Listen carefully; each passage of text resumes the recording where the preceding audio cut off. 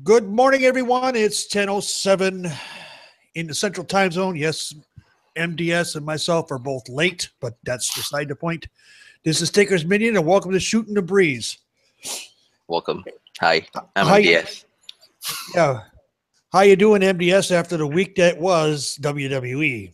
I am I am full. I'm happy. I'm solid, basically. It's a good week of wrestling.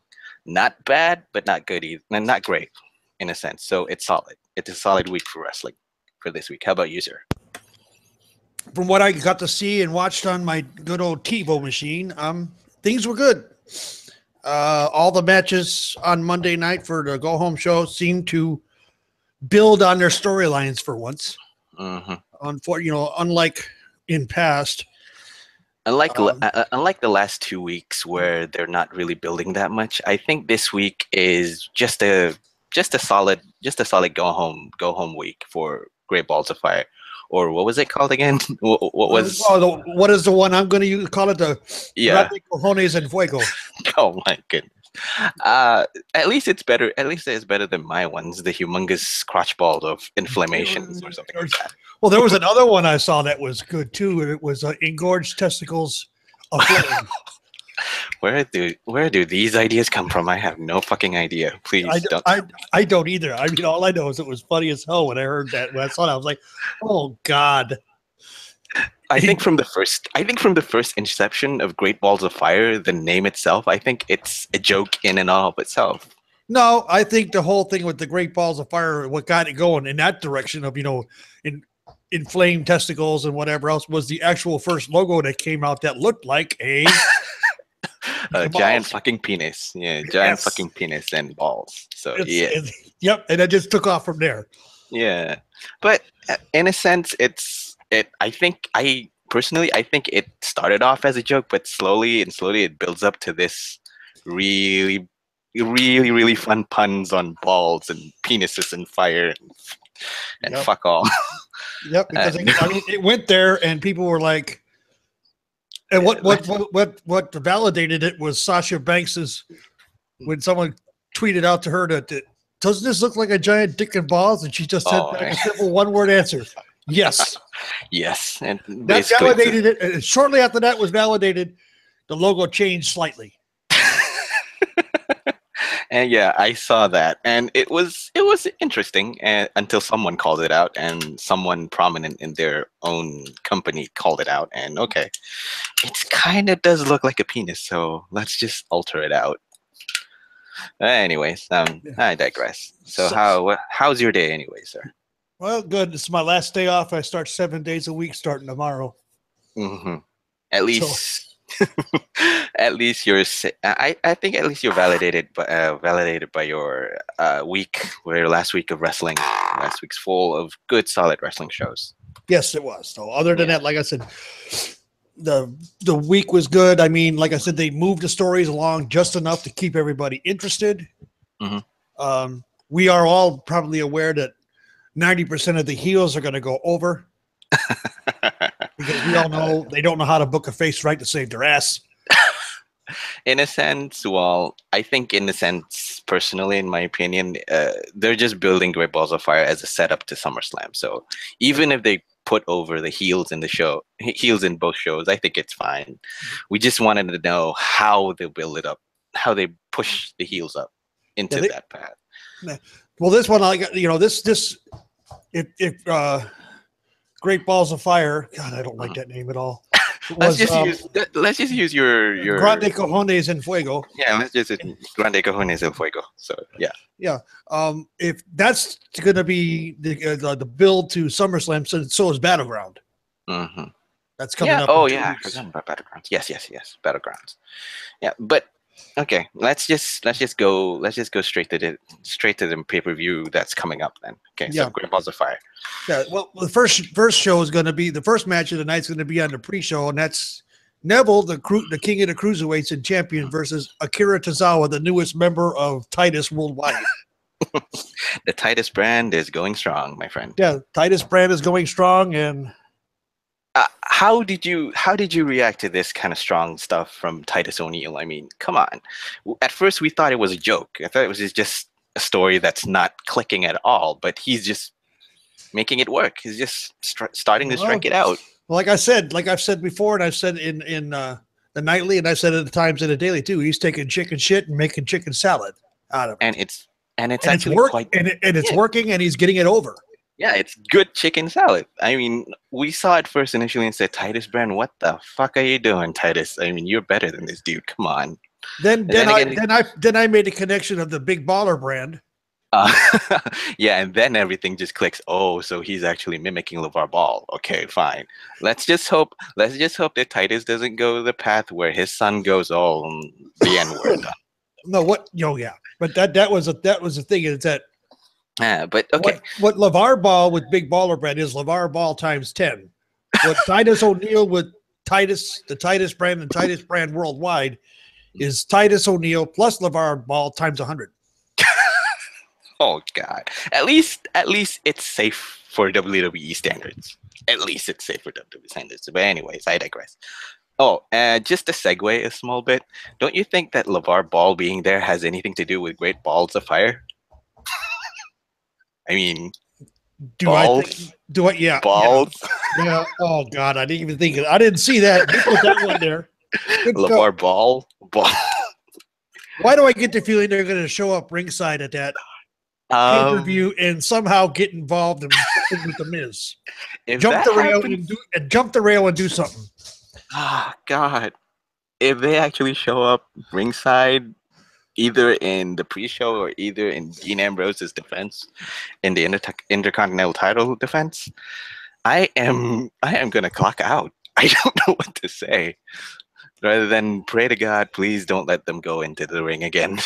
Yeah, we don't need to see LeVar Ball doing his superstar Billy Graham from the late 80s. Kung Fu Graham. Yeah. Kung Fu Graham. Okay. But anyways, let's get back to the match. Neville and Tozawa. But okay. Yes. Let's just say that the build was sudden, but I kind of like it because it kind of continues on the storyline for Tozawa in a sense. And it also kind of continues on Neville's storyline in a sense as well. I mean, I could see Tozawa going over, and that could possibly lead to Titus O'Neil being really happy about it or something like that. But in this case, I think Neville retains the match. Yeah, I see Neville retaining as well. It's just that because there's little to no storyline. There's little to no storyline moving forward for these. It's just a way of putting Tozawa in, putting the Titus brand story in as well as elevating Neville's title reign. So in a sense, it's a win-win for all parties, even if Neville wins. Yeah, I know, but his King of the Cruiserweights gimmick is starting to grate on my nerves. Isn't that how a proper heel should? And we've had this discussion many times. Yeah. And yes, you're right, and I'll admit it, but I don't have to like it. Yeah, so I'm not going to eat that chicken. I'm not going to eat Neville's chicken salad. Thank you very much. Fair enough. Too bland. Too bland. Are you just saying that just because he's British? Exactly, Newcastle-ish, or just because he's just? No, that's not because he's British. I liked him when he was the face, but he just was booked stupidly. Yeah, true. With the cape and all, and Mighty Mouse-ish kind of way. Yeah, that was ridiculous. But he made it work, and he was making good chicken salad with it. And then he turned heel, and then he got hurt, and then he turned heel. Yeah, he came back a heel. Not to knock on Neville in a sense, because he's good. He's doing good either as a face or either as a heel.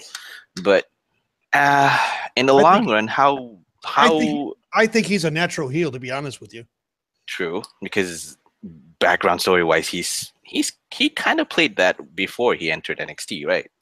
Yeah, in the Indies. Okay. And in the Indies, okay. So, how long would you see this run of Neville's gonna last? Probably at least the SummerSlam. But who in the cruiserweights can take it from him? That's the question. Because T.J. Perkins is boring. T.J. Perkins is already out because his storyline is kind of drop dead after Neville twisted him around. Yeah. Swan is building his story back up again. Cedric, no, the Cedric guy. Cedric Alexander is busy with Noam Dar still. Yeah, but I see that coming to a close before SummerSlam. Yeah, it could happen. It could happen. Cedric is the closest one, but if it happens for SummerSlam, I still can't see anyone anyone solid getting a title shot, because the closest would I agree, the closest one would be Cedric getting a title shot with Neville, but if they stretch out Neville still retaining even after SummerSlam, it's gonna get stale. Yeah, in a sense. So, okay, so basically, I think he'll retain, and we'll see what happens at SummerSlam. Whether who will his opponent be in SummerSlam? And what would happen in that time? But in the short term, right now in Great Balls of Fire, oh god, okay, he's retaining. Neville retains, probably by a red arrow, I think. Red Arrow? No, I think he's going to use the Rings of Saturn yet again. Rings of Saturn yet again. So he's going to... He seems to be depending more and more on the submission than he is the Red Arrow. He's very seldom using the Red Arrow these days. Mm-hmm. Whenever he climbs up on the ropes to do it, the crowd pops, and he's like, no, screw you. I'm not doing it. Basically, yeah. Typical heel shit. Typical heel shit. So, yeah, exactly. But let's just... as I say, for storyline purposes, I think he could bait out the Red Arrow and actually do it, but he'll end out the match with the Rings of Saturn if he's desperate enough to do that. So, well, he did this. He did the Red Arrow on the last time he did a Red Arrow was on Austin Aries in the WrestleMania pre-show. Still, it's a big show, big pay-per-view. So if you wanted to do that kind of shit again on pay-per-view, Great Balls of Fire would be okay enough. If he wants to still keep it up until SummerSlam, then it's fine as well. Because I think, in a sense, he just want to build this up. He just want to build this up, making the Red Arrow strong again. In my opinion, anyways, because it's a move that he's now rarely pulled off. And when people see him pull it off, they pop, and if he just go, I don't want to do this, and then just scrams and just goes away. Yeah, that's what he's done. That's what he done. Like I said, I don't see a clean finish. You know, I don't see a clean finish. But again, you know, because I do see clean finish, but I'm also interested in seeing a not so clean finish because of probably Titus would be involved in a sense. I don't know. I have a small feeling that Titus will be involved if it's not a clean finish. Well, like you said, pulls out the Red Arrow. Fine. Pulls out the Red Arrow close enough to the ropes. He put his feet on the ropes. 1, 2, 3. It's done. Mm-hmm. The referee don't see it, of course. Oh, okay. So he's gonna win through devious means by just using almost disqualifying himself. Okay. Yep. I can see that, because there's a small part of me that could think of Titus interfering, or tries to interfere on behalf of his client. Yeah. But so, yeah. The problem with the Titus brand worldwide right now is that at first it was supposed to be heelish or a heel type deal. It's not. I mean, it's becoming more of a face group with Tozawa, because he's a more of a face. He's more of the doe-eyed babyface foreigner. Yeah. So yeah, he could be put out. He's a doe-eyed foreign. He's a doe-eyed foreigner, basically. Yeah, doe-eyed Japanese foreigner, along the lines of what's that guy? He owns the redneck buses now. Jimmy Wang Yang. Jimmy Wang Yang, who when he first got here was a doe-eyed Japanese foreigner. That was his character. Is he Japanese? Never mind. I'll just look into it. But yeah, it's a similar stick. But yeah, initially it was supposed to be heel because they wanted to start making Apollo Crews heel, but it didn't work at all. Nope. But yeah, okay. So it started to work, but then all the social media with him, hanging out at dinner with Sasha Banks and And all of a sudden, it just took off. I think it took off I think it started to take off when Sasha Banks was slotted into the picture. And okay, this is getting somewhere, but we don't know where yet. Right. Anyway, and it's not official that she is actually signed, quote unquote, signed to that brand. So okay, at least in a sense we could see that. So okay, Neville and Tozawa pre-show. Neville wins. Neville retains. Yeah, we both agree on that. We both agree. We just don't agree on the finish yet. I see clean finish, red arrow. You see Rings of Saturn disqualification. So yeah. Almost disqualification. All right. Next up, I don't know the order of these matches, so I'm going to go. Yeah, let's just biggest go. One was the Enzo and Amore versus Big Cass. Okay.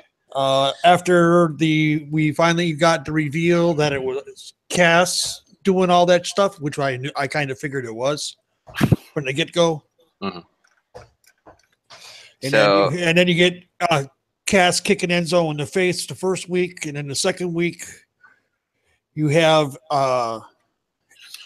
Enzo out in the ring talking, gets Cass out in the ring, and they hug it out, making it look all nicey nice, and then at the top of the ramp, Cass kicks him again. Clotheslines him, throws him down the ramp, basically sealing the turn. Mm-hmm. Okay, so and then last Monday, Enzo cuts a 10-minute promo that didn't seem like it was 10 minutes in length. It was a lengthy promo, but it was nicely done. It was very nicely done. It was the only thing that I didn't like about it is that there were 2 mic drops. There should only been 1. Yeah. Okay. So the storyline for this is suddenly picks up because of the Big Cass turn. Right. And in my opinion, that's where things got interesting for this stick. I think it's too early. I believe it's a little bit early to turn him so. But I think this is going to be a good start for their small but burgeoning feud, because Enzo after the turn is looking a lot less comedic, and a lot more serious now. He still sticks with it. He still sticks with big talk, but he still sticks with big talk. He talks shit. He talks crap. But he's starting to show a more nuanced version of his character now, because. Yeah. If you realize it during the past few weeks, he's been acing this wounded babyface kind of thing, after realizing his best friend is actually the one who's blindsided him. So he's playing that card very well, and so does Big Cass, who plays this friend who's had enough of his joke, who's just throwing jokes around and not taking it seriously enough. Yeah, not taking it seriously enough, and just making light of everything that happened. I mean, his friend has just been left naked in a hotel room, got beaten up by Rusev because he almost cheated. He almost made a play on Lana. He made a fool of himself going out naked once in the WWE backstage. Yeah. So in a sense, he's had enough. He just snaps because this is one too many times that his friend is gonna do the same shit again, and he's not gonna stand by it. And it's a good play for both. I'm not invested on the storyline and this feud just yet, but I'm interested to see what happens. Well, I see it continuing past this pay-per-view. Yeah, because nothing's gonna be settled. Enzo is the great face in peril, but we've never really seen him mount a comeback on anybody. Exactly. Because even back in NXT, he doesn't do the wrestling stick where he wins very well, because he's booked to lose most of the time, because he's that kind of image. He portrays that kind of image, the face in peril who needs someone to save his ass. At that time in NXT, was Big Cass, who's almost always delivers with the finish. And that's the thing with Big Cass, is that there's a lot of potential in the heel character of Big Cass. If he can just get it over to where he starts to grate on my nerves, then it's perfect. True, because I mean, I mean, he just started off. He just started off this character where he's just gonna hate on his former best friend now, Enzo Amore. So that's why I'm saying I'm interested in seeing what happens, because this is kind of like a new side of these two characters, Enzo and Cass, because Enzo is now playing a lot more serious character rather than the comedic typical shtick with the soft catchphrase and all that. So it's interesting to see how they develop this storyline going forward. So if you're gonna ask me what will happen, I don't think Enzo will win. I don't see it On this either. one, I don't see storyline wise Enzo going over against Big Cass, but the feud would continue. I mean, Oh yeah, the feud oh yeah. would continue, because it's not going to. I don't think it's going to go just one and done. It's going to go a bit more longer than that. It has to. Because It has to because has to. all the skeletons have to come out before the story is done. And uh, like I said, I'm interested in seeing the development and the evolution of the characters that both Enzo and Cass would pull out. Whether Cass can be an effective heel that grates everyone's nerves, or whether Enzo could win the crowd just by being himself. Sure, being himself is more like him throwing out catchphrases and just talking smack. But we also wanted to see whether he can bring it on the main stage when he's alone, Yeah, because yeah. almost all Well, of the time. he's Well, great. He's great on the stick. He is great on mm, the stick. He can cut a hell of a promo and everything else. But the thing about it yeah, is that what I'm looking for from Renzo is that he's got the one statement that Cass made rang true about him not being serious enough. He yeah, needs to show a side that he could actually be serious in the ring and take care of business on his true. own.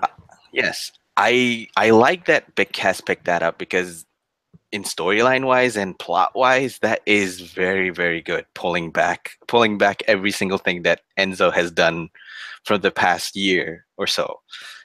Even in NXT, or when they first started out debuting in the main roster, Enzo has always been the guy to take the fall, and Big Cass is always the guy who picks him back up. Right. So in a sense, what he says is true, because Enzo is just all talk and hasn't really got that serious fire in himself. Whether that affects Enzo in the match or not is up to question. I'm looking forward to seeing what happens. But in the sense of the continuing story, I think Big Cass goes over Enzo, but the Oh feud will yeah. continue. Yeah, the feud will continue based on the simple fact that, Enzo and his if I had a dime for every time I was knocked down and didn't get back up, I'd have 0 dimes. Well, he's Mhm, gonna have he's gonna keep getting back up, and eventually he's gonna figure out a way to get more serious and mhm, maybe even pull out a win eventually over Cass. mhm. You know, that's the Because one thing I see going, and it'll be a great day for him. But mhm, like you said, you're not invested. I'm not vested vested in this the- story because it's too new. You're right. It yeah, is. it is too new, because it's too early. I It's can't only I can't get invested in it quick enough, because that. there's not that much of a story coming in. Well, we'll talk about stories We'll talk about about stories later. another match that's been on what they and I made mention of it before in some of the threads that it's a long arc story, but that's a Hmm. complete different match. Right now, WWE has gotten in a bad. I've said this more than once. They got into a bad habit of these short arc stories. You know, Yeah, and it's because it goes back to what I said. What I said much earlier on is that where nowadays wrestling is more. Nowadays, wrestling fans are more in the know, and they wanted to digest the information in a quicker pace. So, in a sense, WWE was forced, in a sense, to catch up to to the glut of information that they can get. yeah. So, so they, I don't know whether they were forced to, or they were thinking that they should move faster because of the changing environment around them now. So yes, it's fast. Back to Enzo and Cass, and most of the storylines that we have currently, it's going fast. And even when it starts to bed, they kind of quickly switch to another story, which is not good at all. But in another point, it works because they wanted to keep things fresh rather than make people bored of the same old storyline. So yeah. Yeah, well, and another thing they're doing with this one too, that I'm seeing is you're having the confrontation. You've had two physical confrontations between Enzo and Cass. Mhm. Last week, everybody was expecting Cass to come out and just basically throttle Enzo again. Well, it never happened. It never happened. Okay. That is good. We're not, I like that. Plus, we're not seeing the multiple man tag matches with Cass getting two partners and Enzo getting two partners, and they made it. You're not seeing that. And I've noticed something lately. You're not really seeing that so much in the men's division, but in the women's, you're seeing it. You're seeing more of the 6-person tags and 8-person tags to get all the women on at once. And get away from that. Get away from it. Yep. I agree. I mean, at least it's a breath of fresh air that we get a one-on-one feud rather than just multi-man or multi-women feuds that can come up with something that's more or less interesting or not. It's kind of like you're throwing every single card on the table, hoping to see which one fits. And that's a formula that's set up that will fail. In a sense, okay. But okay, we're both in agreement that Cass would go over on Enzo on this one. Yeah. I see a clean win on this, and the feud would go on. I think I could see a clean win. Or I could see a double count out somehow.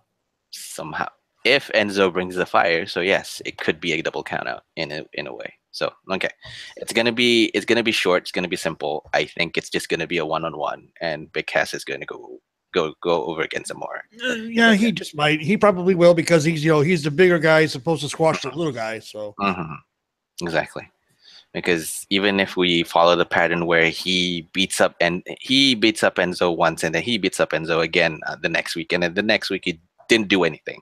So yeah. Right. Okay, let's go on to our next match. Let's see.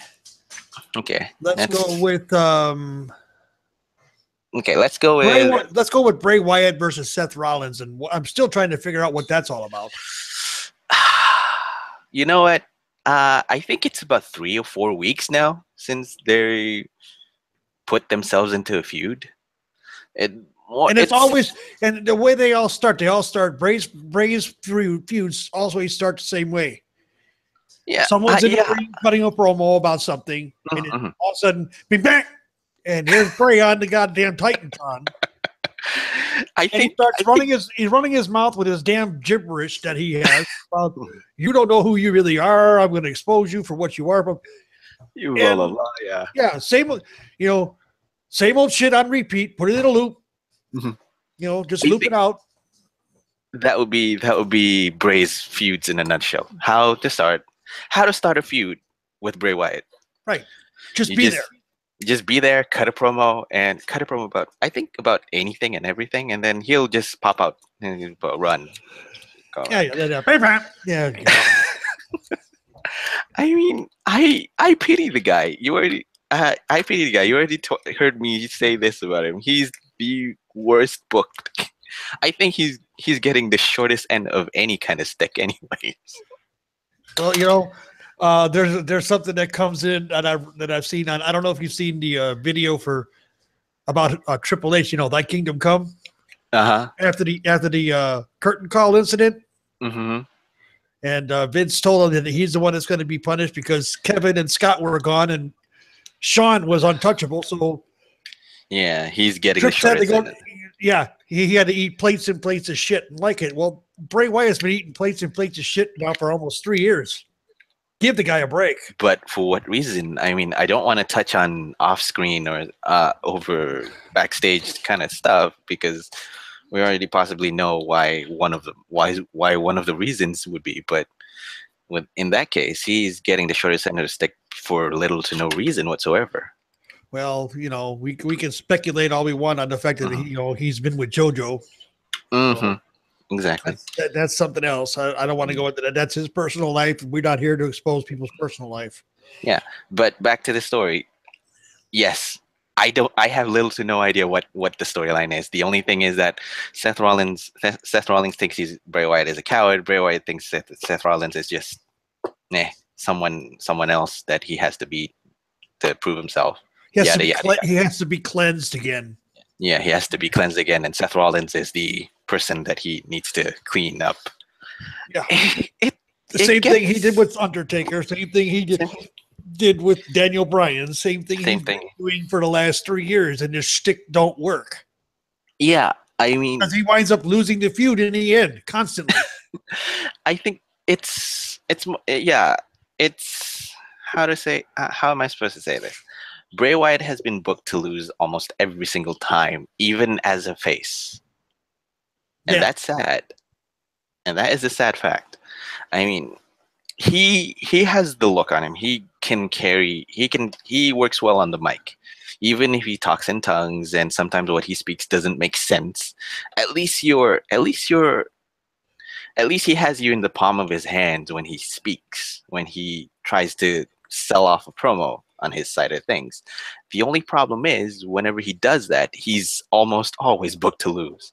And almost all of the time they're trying to build him as Undertaker light, which doesn't work. No, if they're gonna do that, we've talked about this on the threads. If they're gonna do that with him, then put him with the Undertaker. Show him out in Death. Show them two out in Death Valley. Undertaker teaching him. And yeah, but don't you think that would be a little bit too late with Undertaker now being retired and all that? Pseudo retired? Because stories aside, stories about it aside. Don't you think that's a little bit too late now? If Well, it's like 2 or 3 years ago, yes, I could see the potential Bray Wyatt aligning with the Undertaker. I mean, hell, they did kind of have a feud, kind of have a small feud where Bray actually beat the Undertaker. I mean, in a sense, it's yeah. it it has a point 2 or 3 years ago before he retired. After, it's not really working enough for that.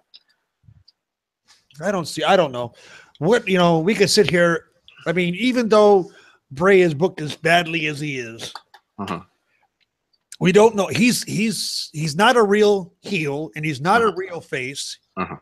He's more in the tweener role. He Yes. still gets massive pops. Everybody brings out their cell phones and turns on the lights and becomes the Fireflies. I myself at a live show here in my town Mhm. when he was here did it. Okay. Okay, that's the kind of That's mark I am. like that's because his character goes over with the crowd. It's just that his feuds doesn't go on very well. I No, mean, currently with I don't see what story he has with Seth Rollins. I mean, we'll go to Seth Rollins in a bit, but Bray Wyatt has been getting a lot of stick, and I mean, there I can't I'm speechless. I don't know what to say about it right now at the moment. If this is a his way, stick work is great. his stick work is great. His character work is great. It's just the way his matches go, the way the storyline his matches go storyline wise, it sucks. And I don't know whether this is kind of like a restart for both characters, both Bray Wyatt and Seth Rollins, because we already know that Seth Rollins is starting out back as a babyface again. Yeah, Yeah, and and but he still has heel tendencies, so he, he's leaning towards tweener status now. so I don't know unless it's kind of like a reset for both of the characters. I'm not gonna go invest myself a little bit too much on this feud. And moving on to Seth Rollins, um, he's starting back as a face again. He's kind of like a face who I have a little bit of Jeff Hardy's redemption vibe back in TNA again on him, but not that much because I recall what Bailey said once in an interview where about her change, about her turning heel and something, and she quoted that she asked Seth Rollins how did he transition from a heel to face and made it so easy, so damn easy, and Rollins just answered, just be like Stone Cold Steve Austin, and I could see him going to that line, but it whether it sticks or not, it's not really whether it sticks or not, it's one question or another. Right. So, Well, funny you should mention Bailey. mhm. That's someone who's been getting the raw end of the stick for a while. Oh, yeah. I don't think we need to even say anything about that because we're both in agreement but that Bailey has been getting the shortest end of the stick. Yeah, she's not even on this card. And yeah, true, exactly. She's not even on this card. I mean, we'll move on to the women's championship title soon, but let's stick to Rollins. He's trying his best to look like a babyface, but whether it sticks or not is up to debate. Whether it sticks or not is still up to debate. Well, it's looking like it's getting over. Okay, I mean, I get because I am the crowds are loving it. Mm-hmm. They were popping for him when he was a Yes. heel just Yes. before he got hurt. So Yes, exactly. So, in a sense, I I still see him as trying to get his face character down pat. If what Bailey says is in the interview is true, that Seth Rollins is trying to emulate Steve Austin by just being a badass. He's doing it slowly because haven't seen it yet. I haven't seen a true character on who Seth Rollins is. I mean, there's a good debate where he just says he's Seth freaking Rollins and that's just about it. But who is Seth Rollins anyways? That's my biggest really, question. and the thing about it is with the 2K18 debut, Mhm. and he's up front and the center one, on the cover. Yeah, and he's also the one they had in the commercials that's destroying everything. Mm-hmm. And he's I think I think in a sense he is going for that path where he's just a straight up badass who doesn't give a shit, but only does things for his own gain and all that. Kind of like a pseudo Steve Austin, but he's doing it in a slow pace. Yeah. What I see is that he's just doing it in a slower pace where he just wanted to iron out the character a little bit and all that. Yeah, I agree with that. I mean, seeing him, he's not doing the 587 changes like someone else. Oh, no. Let's just not talk about that one again. Yeah, we all know who we're talking about there, and his name ain't Paul White. Never mind. Okay, but okay. Feud-wise on this Great Ball of Fire, I personally do not know who's going to go over. I hope it's Bray Wyatt because he's been on a losing streak forever. This might be his breakout where he does beat Seth Rollins. This might be a breakout where he finally wins a feud. Because God, we all know he's due. Sure. He is so due to win a feud. Is the big question I have is Seth going to sell the knee some more? Probably. That's getting kind of old. That's getting old. Yeah, I know. So, all right, moving along. Mm-hmm. We're going to get into all the title matches now. I think that's all the non-titles. No, we got one more non-title, but we'll save that for later. Okay, that will be last, I guess. No, the Union will be last. Okay. Let's do The Miz and Maurice. Miz with Maurice and Dean Ambrose. With the possibility, we don't know this to be said, nothing's being said. They already had one bumbled segment with him, but seeing LeVar, Lonzo, and Lamel fall at ringside, and somehow they get involved. Well, okay, I'm reading at the current current card right now, and right now it reads The Miz champion with Maurice, Bo Dallas, and Curtis Axel on ringside. So I think what we're fearing could be true. Oh boy.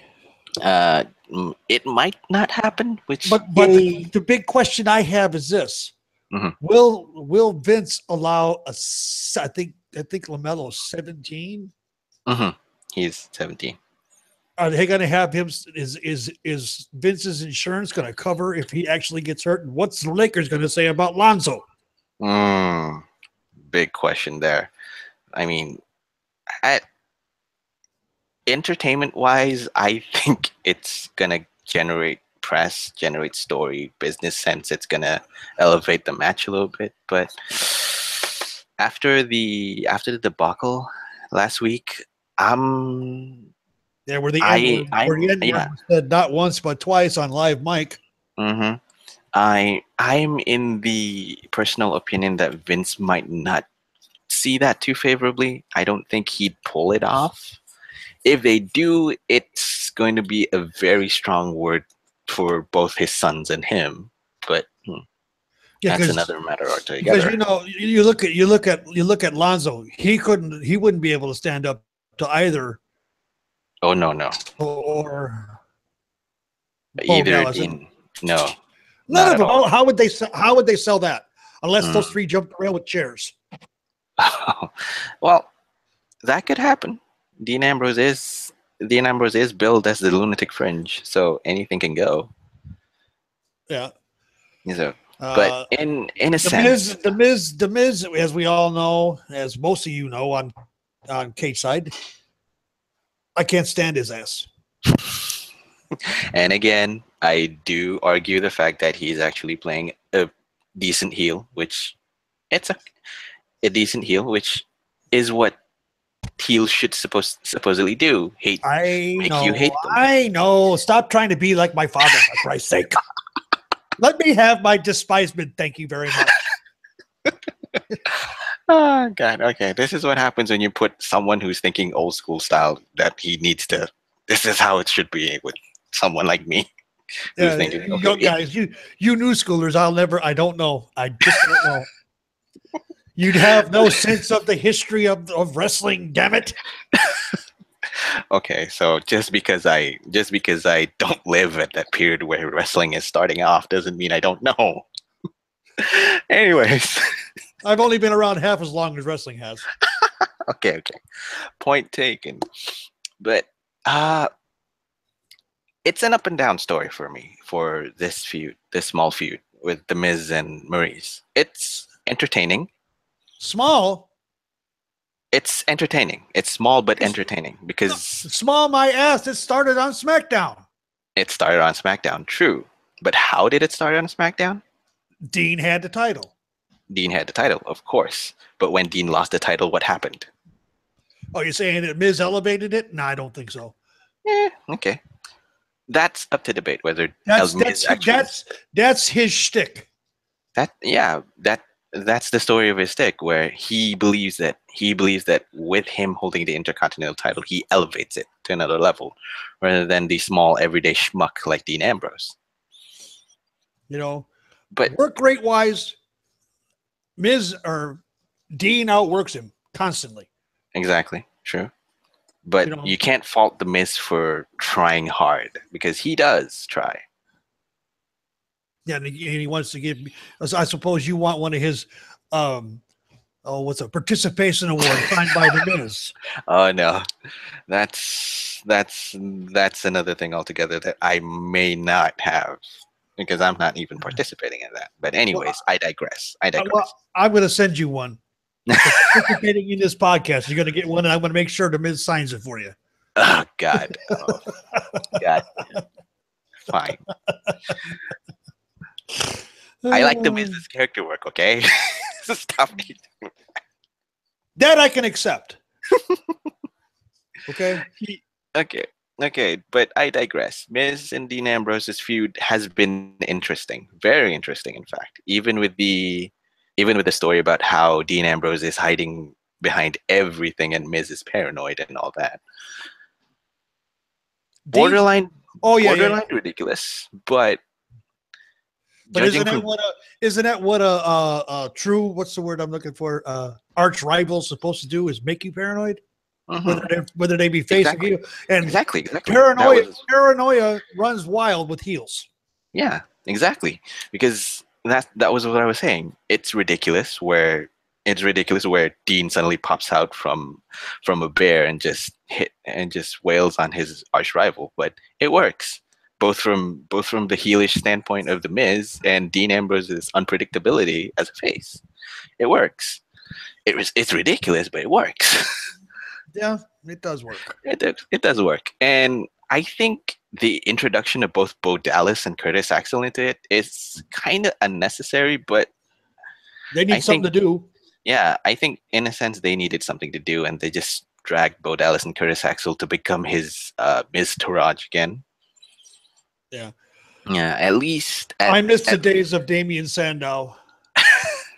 Oh God, I won't have any answers to how Damian Sandow as Miz's stunt double jumped into such a big, huge pop for Damian Sandow. Well, I have no reason. Damian Mizdow took chicken shit that he was given and made chicken salad out of it. Very good chicken salad, I think. And he got the Mizdow character over more than anybody else probably could have done it. Yeah, basically what you're saying is no one can play Damian Mizdow as much as Damian Sandow. That's right.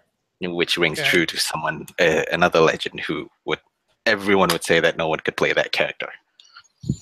Yeah, no one could play Stone Cold Steve Austin but Steve Austin himself. Exactly. So yeah, okay. Let's get back to this. The Miz and Dean Ambrose. Who would you think could win this match? I would. We all know who's going to win. It's going to be the Miz by shenanigans. Too obvious. I think it's too obvious. Yeah. Well, like I said at the beginning, can they book us? They know how to book a heel. They haven't learned how. They haven't relearned how to book a face yet. Exactly. So yeah, I could see them. Yeah, I could see shenanigans happen, those kind of things, distractions, all those kind of ridiculous things that you could see in a wrestling comedy shtick. Yeah, I see Miz getting up on the ring apron again and getting knocked off by Miz, and that whole story starting all over again. Exactly. Breakup because he ran and knocked her on her ass. Yep. There's a lot of things that can happen. Shenanigans, fuckery, fuck all, and all that. But yeah, I see the Miz retaining because he's just. I think him losing to Dean Ambrose in Great Balls of Fire is still too early, story wise. Because the feud. I'll agree to that. Yeah, because the feud is fine for what it is. If the feud is fine for what it is, it creates heel versus face with a story. So yeah, basic in all its basicity. That's it. Heel has a rival in a babyface that he just beat, and he says that this title is now mine, and I made it better. Blah blah blah blah. So yeah, story wise, it's fine. For a heel, some of it has to ring true. And if you look at Raw right now, where's the Universal title? It's sitting up in North Dakota. True. Not being defended, not being relevant. The only title that's relevant right now is the IC title, and that needs, that needs to be elevated a lot more. Yeah, true. Yeah, it needs to be made like it once was.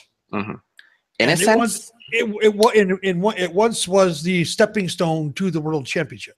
Exactly, true. I agree, but in a sense that happens during that happens with the Intercontinental title, don't you think that the Universal title on Brock Lesnar is kind of like put to the side for about 3 or 4 months now?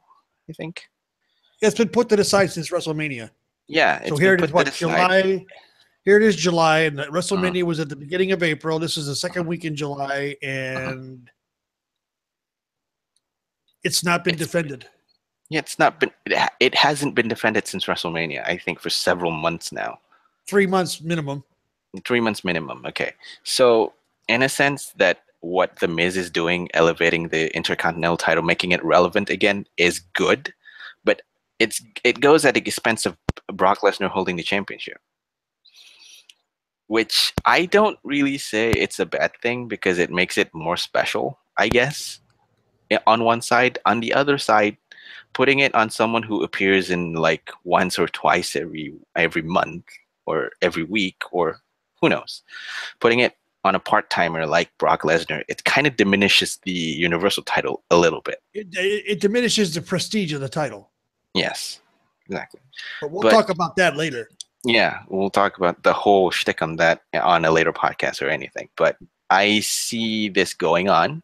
I see this continuing with the Miz holding the title again, still in what was it called again? Oh my goodness. Let's see, Grandes Cojones en Fuego. Yeah, Grandes Cojones el Fuego. So he's gonna hold. There's gonna be shenanigans.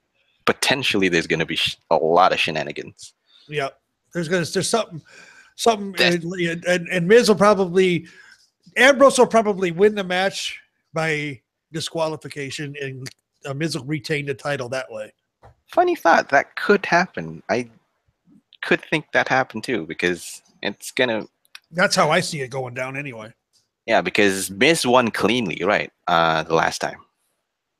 Yeah. Miz won the title cleanly last time, right? So yeah, it could work like that. No. There were some shenanigans involved. Oh yeah, with his wife Maurice, but that's just about it. It doesn't really impact the story last time, right? Yeah. So he did win slightly clean over Dean Ambrose at that time and won the title. So yeah, I could see Dean Ambrose winning, but only on disqualification setting. So yeah, but still Miz retaining is what I agree on. So I see the Miz keeping the title but losing the match. Mm-hmm. Could continue on up until SummerSlam and Battleground. Who knows? Battleground is a SmackDown show. So after this one, I think it's SummerSlam then. It's SummerSlam. Yeah, that's the next big. See, that's one of the big four. That's one of the big four pay-per-views. Mm-hmm. You know, these other ones.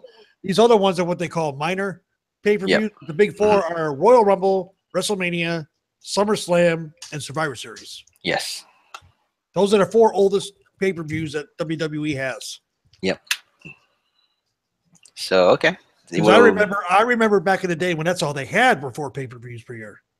Oh yeah, true. You only had that to look out for, and then there's house shows and all that. Yep, the in your house shows, the in your house that would be shown. House shows. Yeah, I remember some of those were fantastic. Absolutely great. Because at that point, we're just gonna segue a little bit here, but at that point of time, it was when the wrestlers and the talents could actually let loose and just go apeshit on anything. Yeah, it's kind of it's kind of like when they did the live show from Japan a couple years back. Mm-hmm. I agree. You saw more true wrestling action in those matches than what you see on Raw and SmackDown. True.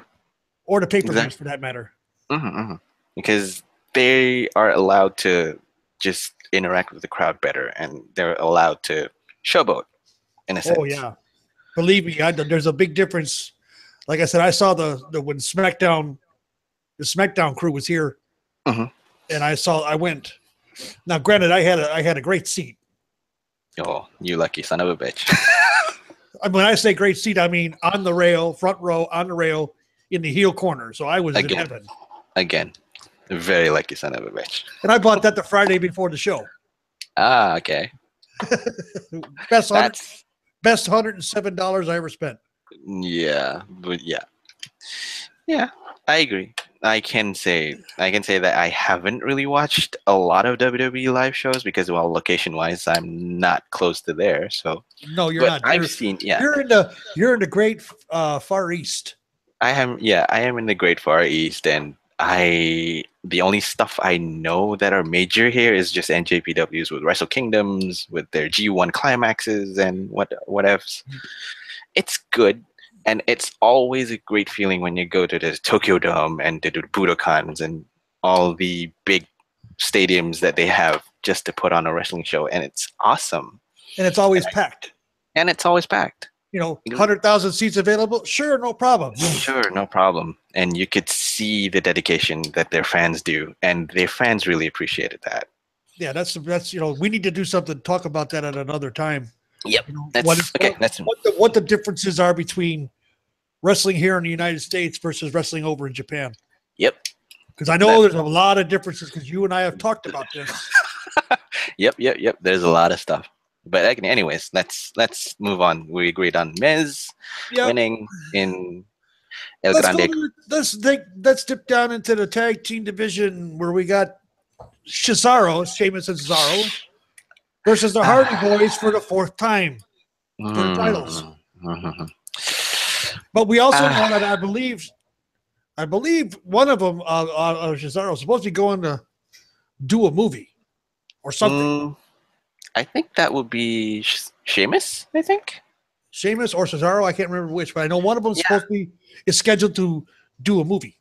Yeah. So I see. It's either one of them. I see the Bar, that they call themselves, the Bar,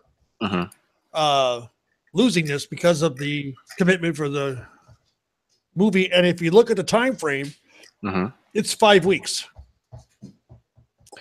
What happens in 6 weeks? Oh yeah, that's true. So you take the titles off of them right now because of the other commitments that were made. Yes. The one who's supposed to go out and do the movie has a kayfabe injury that takes him out. And they lose the titles. And Hardy's gets the title back again. Right. The Hardys get it back again, and they start feuding with the Revival. Oh, yeah, okay. I can see that. But the Revival don't get their chance because the rematch clause that Cesaro and Sheamus could have. Right. Or they turned it into a three-way. They turned it into a three-way triple threat match or triple threat elimination match at SummerSlam. That's a mouthful. Triple threat elimination tag team title match. It is. They had one of those on NXT between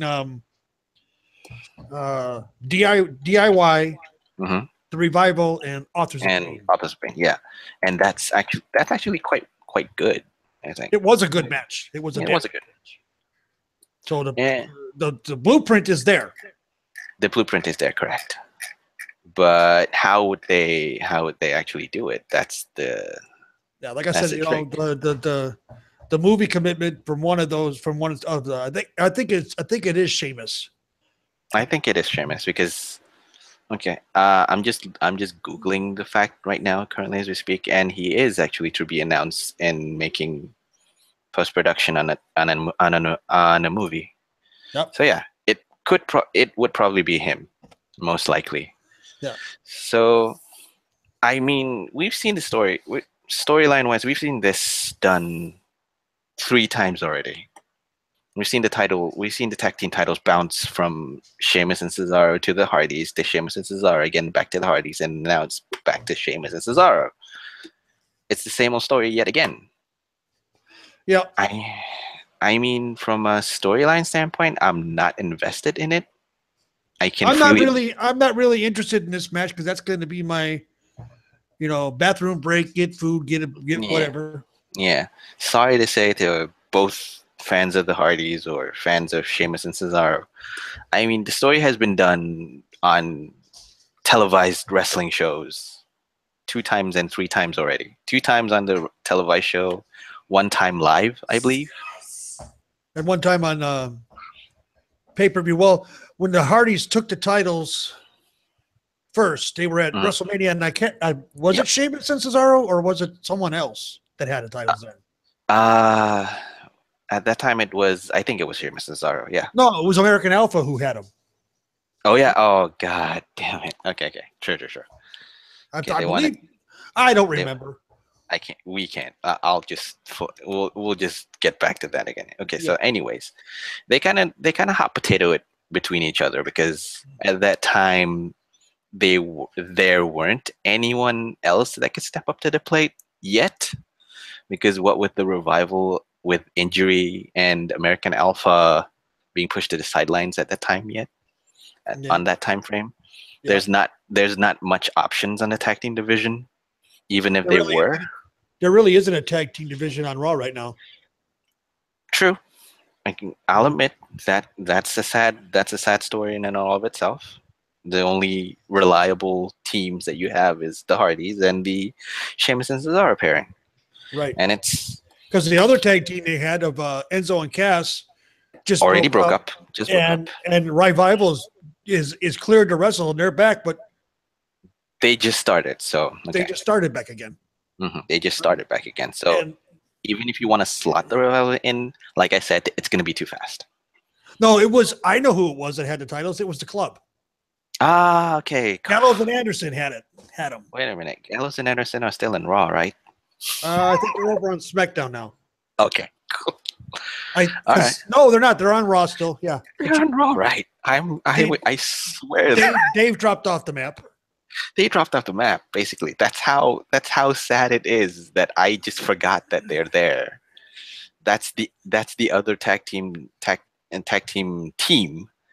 that Raw has, and yet Raw doesn't want to do that, which is sad. That's the sad state of the tag team division in Raw currently. Which it's terrible. It's terrible. I mean, not to knock on the talents themselves, because it's Vince. He is somebody who feels that there's no money in tag teams. That's a known fact. Okay, agree. Because and the fact is that you already have these talents there. They're great talents. The Revival, Carl Anderson and Luke Gallows, Sheamus and Cesaro. They can go. They can just. You can just put them. The Hardys can go too, even for their age. They can still go. Yeah, basically Raw has these glut of talented tag teams, and yet they don't want to push them as that, as a viable. You look on the other side over on SmackDown. You've got the Usos as champions. You got the New Day. American Alpha is over there. They're on SmackDown now. And you also got Slater. Breezango. Slater. Yeah, Breezango. You want to talk about a pair that's over? Jesus Christ. I think they hit money and they're not stopping. Fandango and Tyler Breeze has hit money on this stick. They're printing money with that stick. Yeah, I mean, and it doesn't seem like they're not stopping, and it doesn't seem like the creative there on SmackDown want them to stop. Would you? I don't know. I don't. I mean, it's entertaining. Personally speaking, it's entertaining.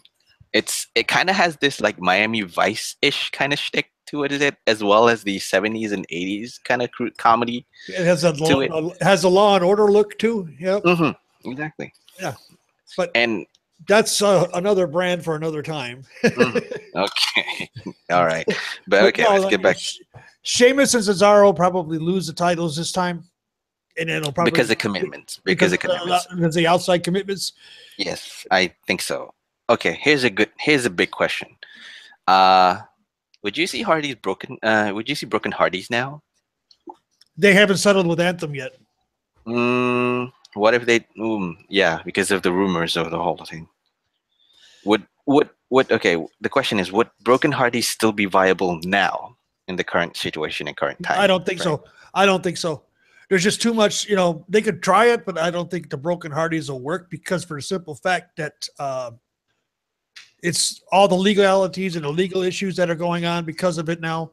Yeah, it's completely tainted and won't generate the money that it possibly could have because it's it's been tainted by copyright infringement and this and that, and who has the actual copyright to it. Anthem says they own that, and it was actually TNA that owned it. And now it's called Impact. It's no longer TNA. Well, it's no longer TNA now. It's Global Force Wrestling. And guess who the head of creative is? Jeff Jarrett. Yeah, of course. So what do you think Jeff Jarrett's going to do? He's going to strap himself yet again. Yeah. He's worse than Vince Russo. I'm sorry. The most that I know about Jeff Jarrett is that he does want to stroke his own ego, and basically that's it. Sorry that I'm throwing Impact and TNA and Global Force Wrestling under the bus, but no, I'm not. You can't throw something under a bus when it's already been under a bus for so long. Yeah, been under a bus and ran over about 10,000 times. it makes roadkill look better.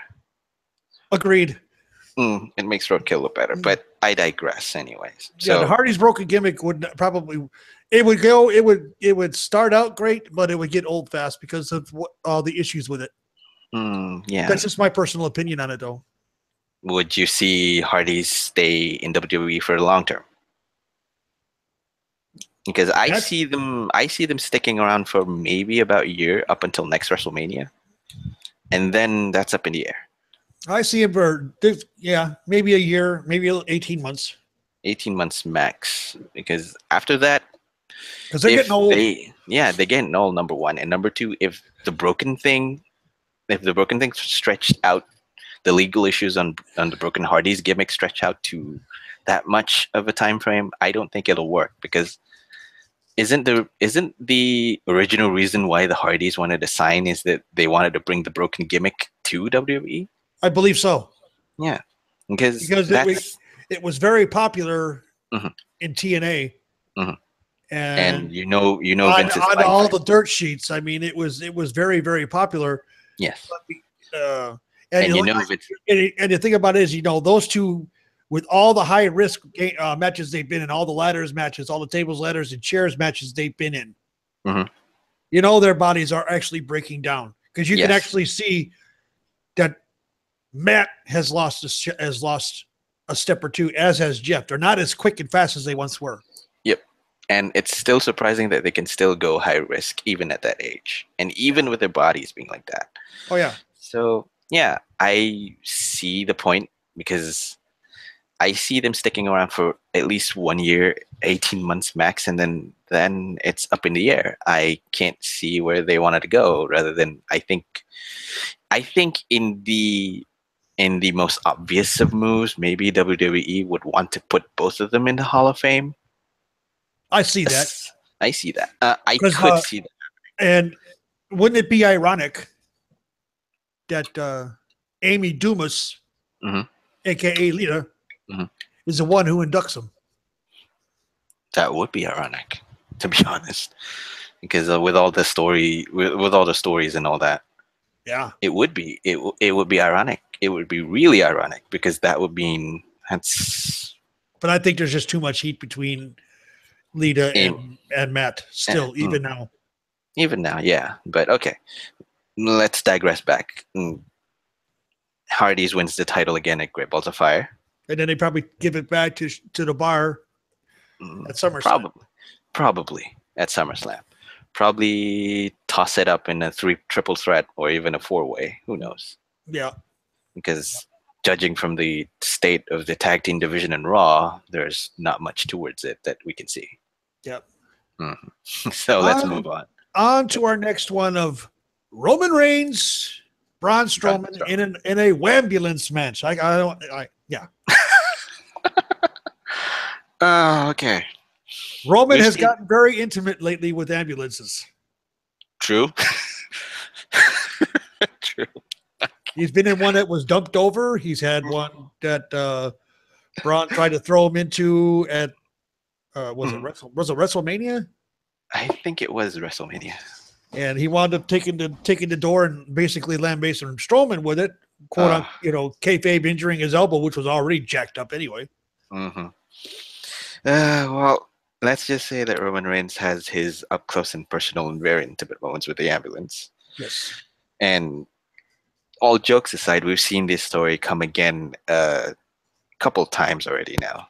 I think this is kind of like their signature gimmick match now.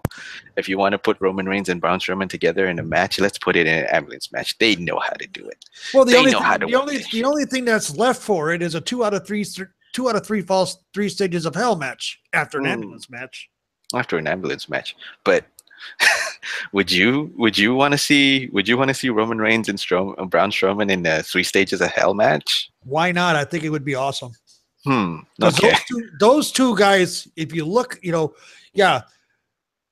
showing the fandom that Roman Reigns is not the invulnerable monster, the invulnerable thing that he was originally booked as when he first came up and was hot shot into the title.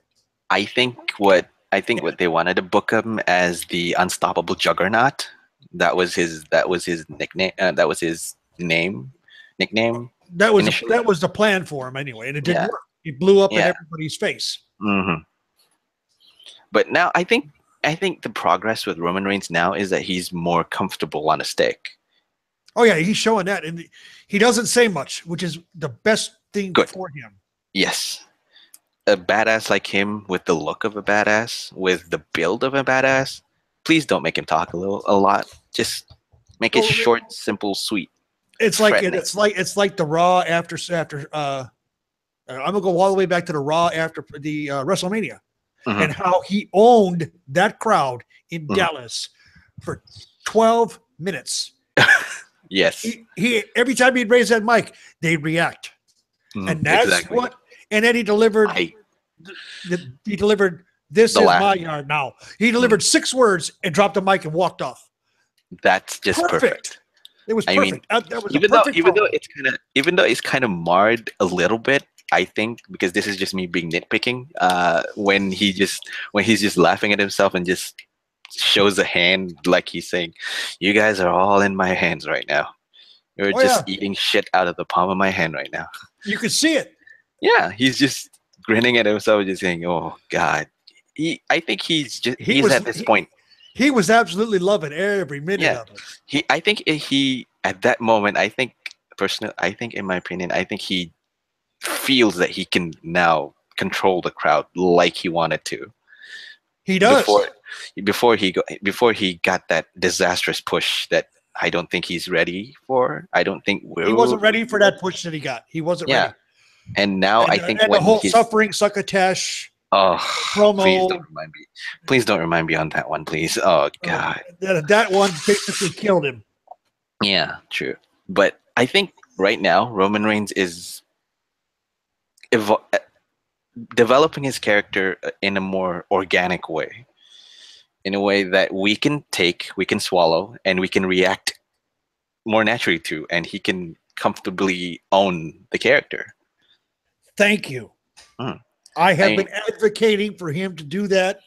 I have been advocating for creative to do that for a year and a half, to let him go out there, give him a basic overlay or a basic idea of what you want, and let him just go out there and do it on his own. Think on his feet. And he's doing it. He's pulling it off. He's pulling it off. Yeah, agreed. He's pulling it off. And he's getting his character over organically with the crowd, because if you listen to his pops when he first came back, there was more boos than there was cheers. Exactly. Now, and the boos would override the cheers, but now the cheers are there. The cheers are there, and they're a lot stronger than the boos are. The boos are slowly going away. Exactly. You're still going to have the "Let's go Roman sucks," just like John Cena has. Cena sucks. It's in a sense you could say that Roman Reigns is creating this polarizing character where he's easily divisible. Your opinion on him is easily divisible, and you can actually listen to the divisiveness of it. Divisiveness. Divisiveness of it. So, well, here's the thing that I find funny too, is that they've shown, they've panned the crowd sometimes, and you see people in Roman Reigns t-shirts when they get in that "Let's go Roman sucks." You got people wearing Roman Reigns t-shirts saying Roman sucks. I've seen it. Yeah, I mean, okay, that's amusing, highly amusing on my end. I mean, okay, I've seen the same thing with John Cena too. You got people wearing John Cena hustle, loyalty, respect shirts, and they're saying, you got half the crowd saying "Let's go Cena," the other half saying "Cena sucks," and the funny bit is they're wearing his t-shirt and saying "Cena sucks." Give me a break, man. You're just doing it because that's a popular thing to do. Yes, exactly. But all that aside, all you smarks have been called out. Oh my goodness. This is the shout out to everything. Taker is just taking a point to all of you smarks. So I can include myself in smarkdom because of my age and knowledge of the wrestling game, but people want to scream and holler and cheer and act a fool and be, But if you really don't like John Cena and you say Cena sucks, don't be wearing his goddamn gear. It's Same funny, with Roman. Don't wear his gear. Wear someone else's. but he's selling. Basically, all jokes aside, Roman Reigns is selling. He's moving merch like crazy. He's moving. Yeah, he's starting to move. He's moving merch like crazy. And even if you don't want to agree that he's the perfect kind of guy for WWE right now, he's doing his job. That's what WWE wants. Do your job well. Yep. And he's doing it so well that you're actually buying the stuff that they're pushing out to you. Buy Roman shirts. Okay, I'll buy it, but then you go to shows and just yell Roman sucks. Like it or not, you're already invested in the Roman character. And that is gonna cause some controversy. That statement right there. But that's what we are. That's what we are. We're just talking shit. Basically, we're just shooting the breeze. So if you don't like it, if you don't like it, you can always click off the damn podcast. You can just turn it off.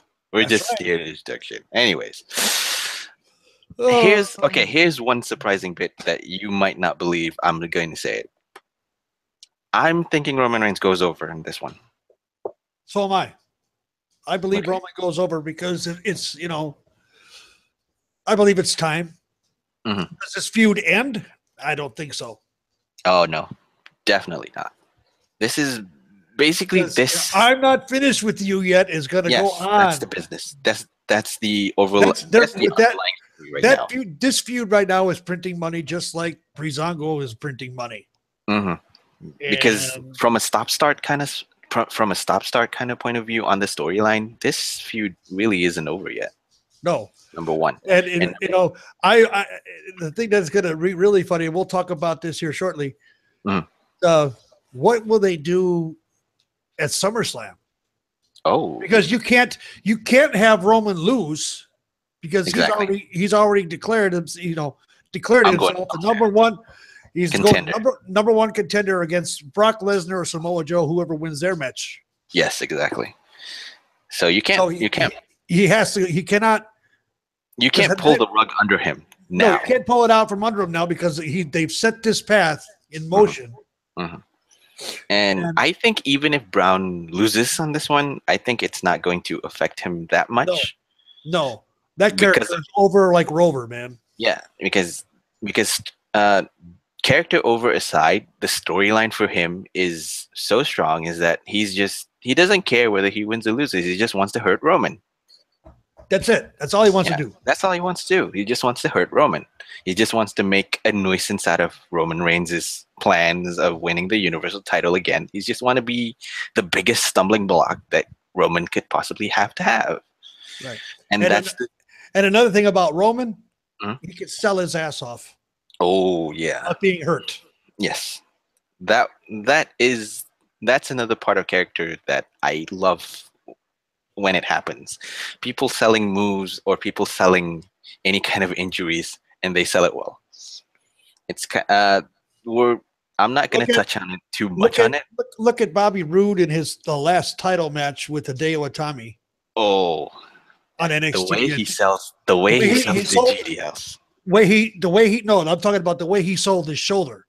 Oh, that's the other bit. Okay. Yeah, that's what I'm talking about. He sold his shoulder for 10 minutes in that match, and it was hurting. And the announce team worked it into the commentary that he basically beat Hideo Itami with one arm. Yeah. And that, my friend, is the perfect example of how a commentary and an injury works so well in a match. Yes. And props to both men. Segueing a little bit to the NXT. Props to both men, both Itami and Roode, for doing the job, and for Roode for actually really selling it out.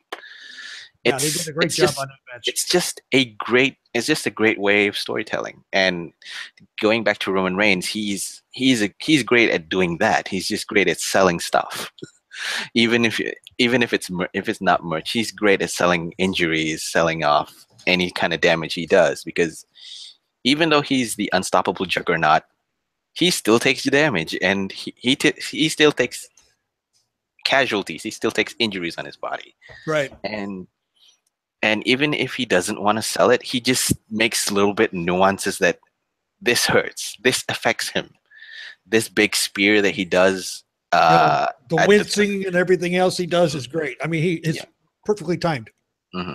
So Strowman, unfortunately, is not quite there at the selling part yet. He's getting there. He's getting better.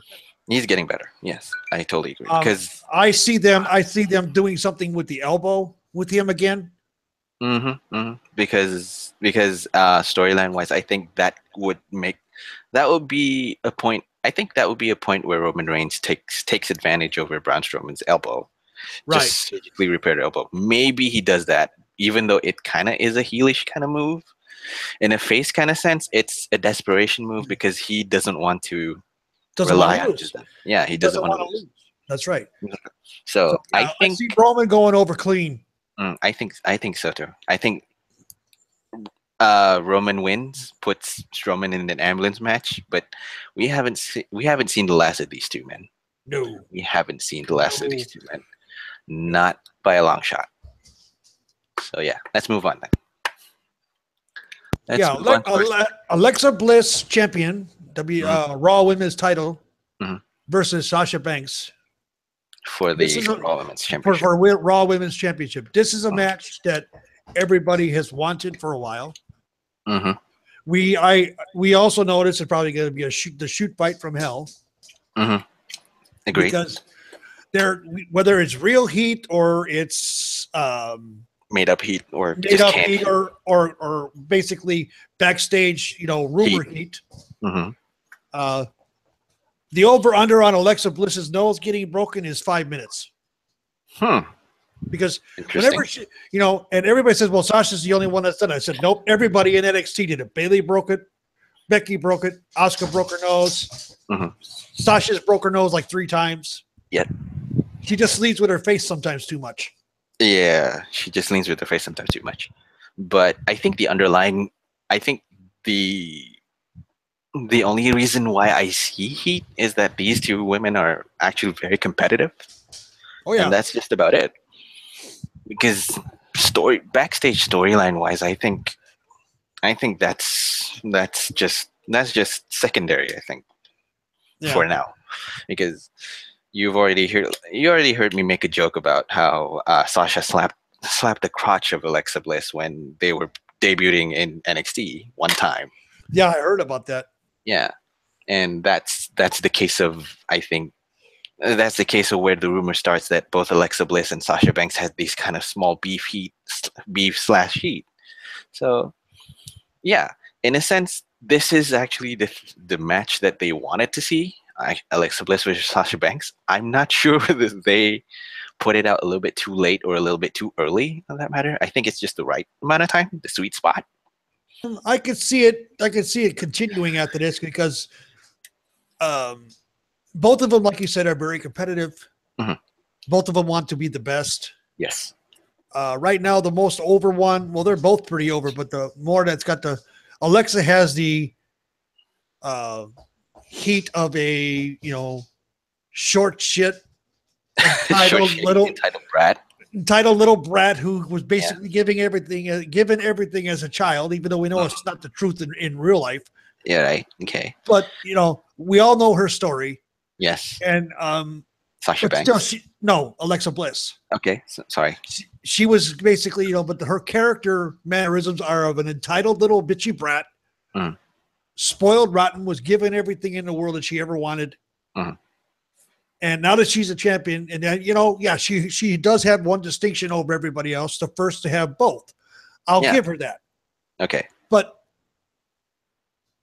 her skill set in the ring is still very, very limited. True. I can agree. And I just can't see Sasha losing this match for the simple fact that what would be the next feud on the horizon? Alexa Bliss, Nia Jax at SummerSlam? That'd be like a fart in church. Okay, I know your concerns about about Nia Jax thing is that she's still quite new to it. Well, Naya's been up a little longer than Alexa Bliss. but still quite fresh. Yeah. In terms of time spent. Yeah, she got a late start. Yeah, she got a late start in the main roster, but She got a late start in wrestling. Period. Okay. Period. She's already. I think she's over 30 already. No, I don't think so. But we also know she's a cousin to Dwayne the Rock Johnson. Yes. Okay. I'm wrong. Okay. She's 33, so Yeah. she's on the early 30s. So yeah, she's on at most times women are done at this point. yeah. Okay. So, but okay, I see your point, because if let's say Alexa wins, who's she gonna face next? Bailey, who we already seen, and I don't know whether Bailey is a good fit now. Would she want to restart with Sasha Banks still?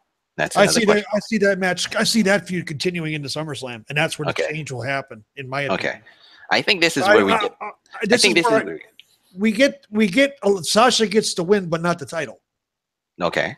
Yeah, you'd say basically it's like disqualification win again. Disqualification, disqualification or count out. DQ count out, just like Dean Ambrose's in Dean Ambrose's case. This is where we get a little bit divisive, because I argue the point where maybe you could see Alexa Bliss turn face, in a sense, because she's getting over. Both of them are actually getting over, and the argument on my end states that Sasha Banks looks better as a heel rather than a face. But yeah, I can see both sides of the same point, because. But then again, okay, if you turn Sasha heel. Okay, if you turn Sasha heel, what do we do with Bailey? Oh. Yeah. Okay. Bailey's character as a face is pretty much been murder, death, killed. Okay. By booking and creative, and the way she was booked as a face. Okay. You've also said that she's been on the Stone Cold podcast the last 2 weeks. I haven't listened to both. I haven't listened to them yet. Okay. And, true. She's talking about changing some of her character, maybe losing the ponytail, changing her ring gear. You got to change the attitude too. Yes, but okay. Here's the small argument sake for the podcast that she did two times in 2 weeks. She wants to evolve her character. She has to evolve her character in an attitude and personality sense rather than the overall look. She states that she wants to kind of like do an Undertaker-esque move where she changes her outlook altogether, meaning that she doesn't want to wear the ponytail. She just wants to let her hair down. She doesn't want to come out with the inflatable tube men, for example, or something like that. It could happen, but changing your character physical looks wise doesn't really amount to much, rather than changing your character in an attitude sense. Right. She needs a whole new attitude. Yes, exactly. And on my defense on arguing that Sasha turning heel and getting into a feud with Bailey could still show the intensity that she has when she was in NXT, when they had that match with Sasha Banks, and still stick as a face. Yeah. She just needed to show that she can actually wrestle rather than pander to the crowd a little bit more. Right. That's been the problem. That's been the issue. Yeah. She just need in my argument's sake, it's just that Bailey needs a little bit the tweak for her character in an attitude sense. That's one of the points that I could make. The other is that she could slide more into a tweener role and probably work. True, exactly. Though I could still, I can also say face with some heelish tendencies. True, exactly. She's not afraid to take a shortcut to win. Exactly. But I can also say the same goes with Alexa being face. She can be a tweener, or Sasha being tweener as well, because both of them can do heelish tendencies quite well. Yeah. Yeah, but in a sense, I can see both sides of the same coin. I mean, it's all up in the air. I'd personally say that I like your idea of Sasha Banks winning the title, because that opens up a whole other storyline possibilities rather than Alexa retaining. Yeah. Because Someone just suggested to me in the thread here to turn Alexa face, turn Bailey heel, keep Sasha face. whoa, really? That's in the thread for this podcast. I just look at it. Yeah, turn Alexa. Oh, Fitzpatrick says turn Alexa face, turn Bailey heel, keep Sasha face. Yeah. Turn Bailey heel, keep Sasha face. Yeah, I see that. Here's the biggest question: would WWE do it? Probably not. I mean, turning Alexa face. Okay, this is just blowing my mind. Even though we're slowly pushing more time to this. This is actually quite interesting. I mean, you turn Alexa face, she has this kind of reaction. She can control the crowd. She can really take in the crowd. Right. Turn Bailey heel, refreshes her character, gives her a new start, gives her the evolution that she wanted. She claims she wanted. Keeps Sasha face because of all this good press that she's had with the BET and with the awards and all that. Yeah. Adding in, I think it could work. Bay heel would work, and she is from California, and she knows how those bitchy women can be. Okay, I'll take your word for it. But in a sense, yeah, I think turning Bailey heel, either as a comedic kind of heel or either as a serious heel. No, we can't do comedic with her. Well, if she does the heel turn, she's got to be full on cheating, dirty ass heel for a while. Okay. And then 6-8 months down the road, start the redemption story that she realizes she's done wrong. That's actually have Izzy cut a promo on her or something. Exactly. I think that's wonderful. Armchair booking aside, I think that's wonderful. I mean, yeah. But okay, let's digress back to this one then. Okay, you see Sasha Banks winning.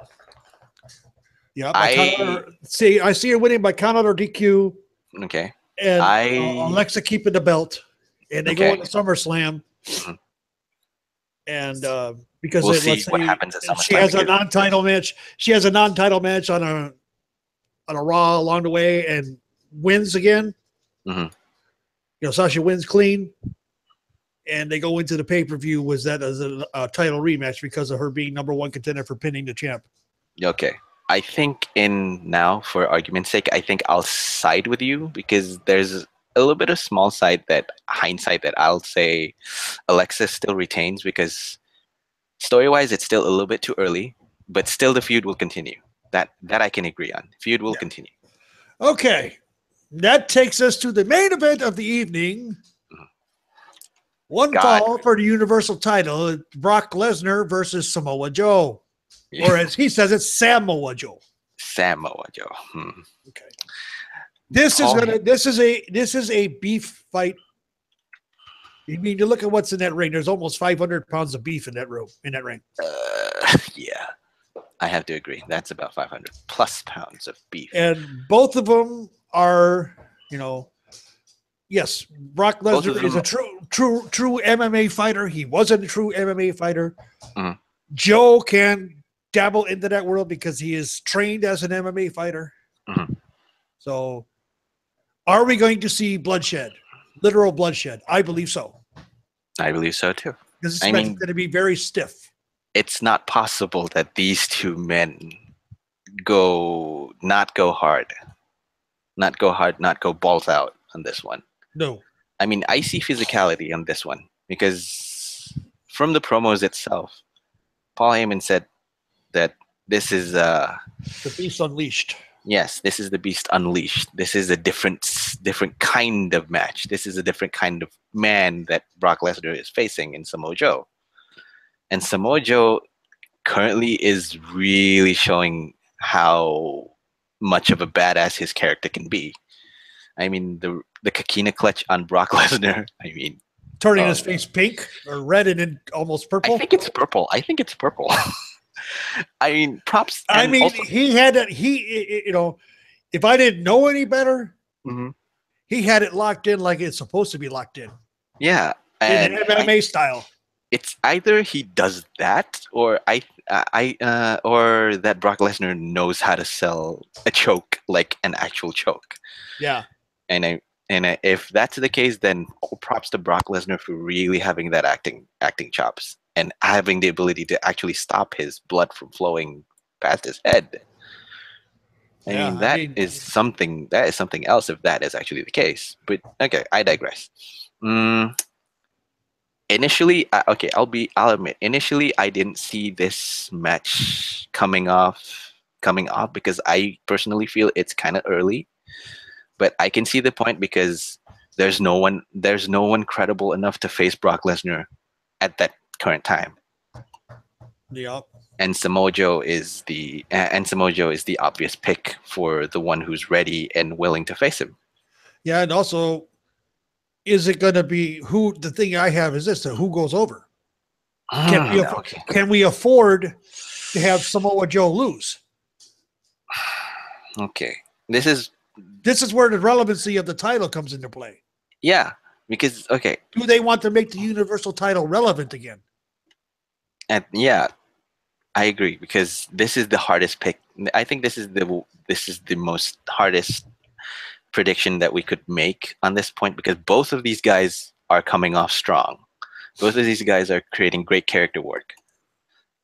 With Brock Lesnar being this next level beast that we have never seen, we rarely seen before, who keeps this title, but in the process making it a little bit like diminishing the worth of the title.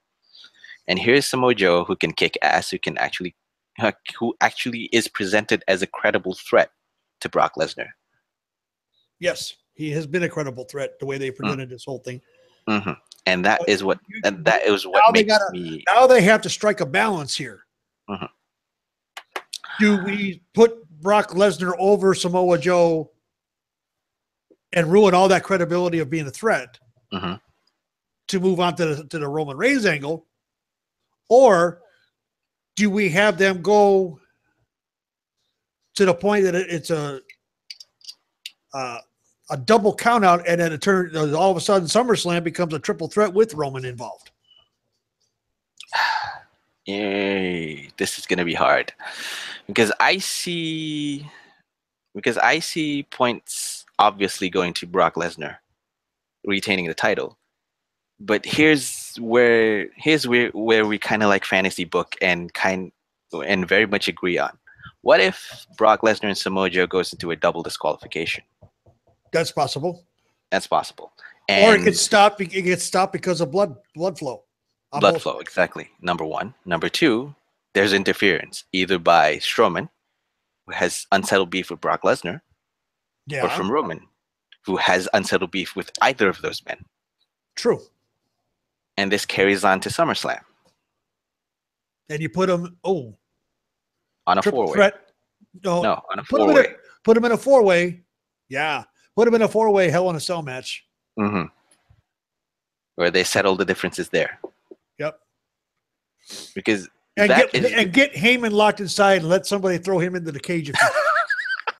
That's gonna be a fun scenario if it happens, because this is me just armchair booking because I see a potential in double disqualification because that would bring a much greater storyline in SummerSlam. Yeah, it would. It would, and even if you want to bypass Battleground, the four-way itself, it's already going to be shaping up to such a great potential there. Oh yeah, both business-wise and both on a storyline point of view, because you want to settle everything down on SummerSlam rather than on Battleground. Right. Well, Battleground, like I said, is a SmackDown. Oh, damn it! It's twice I gotta tell you. Okay, fucking shit. I need more coffee then. Okay, I know it's late for you and very late for you. As a matter of fact, it's almost 2:00 for you at home. Yeah. But I can survive. Don't worry, I can survive that. Okay. Well, we need to start wrapping this up. So our final thoughts on this thing: we see 80 to 90% of heels going over as per usual. Mm-hmm. On this one, I think I'll put my wishful thinking of a double DQ out, and I'll just say on a business point, I'll just say that Lesnar goes over. I have a small feeling that there will be shenanigans involved, but that's where the fantasy booking comes in. Right. And I agree with you that Brock's going to go over and Samoa Joe's going to start his trip down to the mid card. Unfortunately, but that's my personal opinion on it. Yeah, but who knows what happens? I'd love to see him in a feud with the Miz. Oh, that's gonna be fun if the Miz's character is gonna be the cowardly heel that kind of doesn't want anything to do with the very pissed off Samoa Joe. Right, because him losing not getting the Universal title, that would set him off. That would set him off. Okay. Huge. Okay. All right, we gotta get ready to step aside here because Fizzy's Wacky World of Wrestling is coming up. It's coming up. I believe Sal is out of town this week. Yeah, so he's gonna fly solo. I believe he's gonna fly solo. Right? I believe he's gonna fly solo too. Yep. And we also last night, Crazy Chris and Curtain Jerker did their show a day early. Yep. That usually comes on at 9 p.m. Eastern on Fridays, but was 9 p.m. Thursday last night. I believe they're going to watch Great Balls of Fire and then do. I think that's what it was. They're both going to Grande Cojones en Fuego.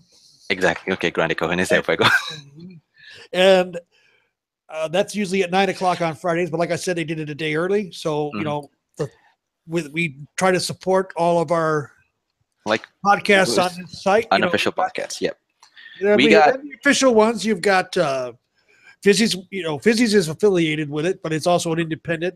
Mm-hmm. You got Wednesday night shooting with Tanya Rogers and Andrew Swift. Andrew and Swift, mm-hmm. And that's at 7 p.m. Eastern or 8 p.m. Eastern. Excuse me. Okay. And then you have us every Friday at 10 a.m. Central, 11 o'clock Eastern time. Well, we're unaffiliated, but we're still here. We're not affiliated, but we're still here. And, next week we'll talk about the Raw Fallout show from next week we're going to talk about everything regarding next week. Raw, SmackDown. And we're also going to try to talk about the differences between American style professional wrestling and Japanese style professional wrestling. We're going to try to get into that somewhat. So you're the expert on the Japan style. I can't say I'm the expert. You know a lot more about it than I do, or probably ever will know about it. Okay, and probably we'll just touch a little bit on Grande Colones El Fuego as well. That's right, if possible, because I think it's going to be a solid show. It's not going to be a great show unless there's something miraculous. It's a grand total. I think there's a grand total. Let me count this other one. 8 matches with the pre-show. Mm-hmm. There is 8 matches. That is a big card for a minor pay-per-view. Exactly. So it's going to be a solid show, basically. So yeah. But anyways, this is one of the shows that you can catch aside from the affiliated and unaffiliated shows at Cage Side Seats. We just support each other, and thank you, Sal, for the pop that you got us earlier on last week. So that was fun. Make sure to catch the next podcast with Fizz Patrick. And I think that's just about it. Yeah, that's about it. Fizzy's Wacky World is next. Fizzy's Wacky World is next. You can catch Taker on Twitter or on Cage Side Seats. What's your Twitter? My Twitter handle is @TakersMinion. Okay. You can catch me also at CSS. Usually I'm sticking at the nightly, or I'll promote my Twitter. Fuck it if this is gonna get screwed or anything. My Twitter handle is BeckyGotBank666. Thank you. Love it. Swiss for that. I don't know. I think I'm gonna stick to that. I think I'm gonna stick to this. Okay. Catch me and Taker. This has been our episode 2 of Shooting the Breeze, where one old school guy, one new school guy just talk shit, talk crap, or just shoot the breeze, basically. And hopefully next week our third participant will be here. Yes, hopefully Prince Moxley Lopez should be here. He's planning on he's on his way or is in Dallas right now. He's hoping to get seats for Sunday show. Hopefully. We wish him all the best, though. So, Yes, we do. All right, guys. It's been fun. We'll see you next week. okay. Ciao. Ciao.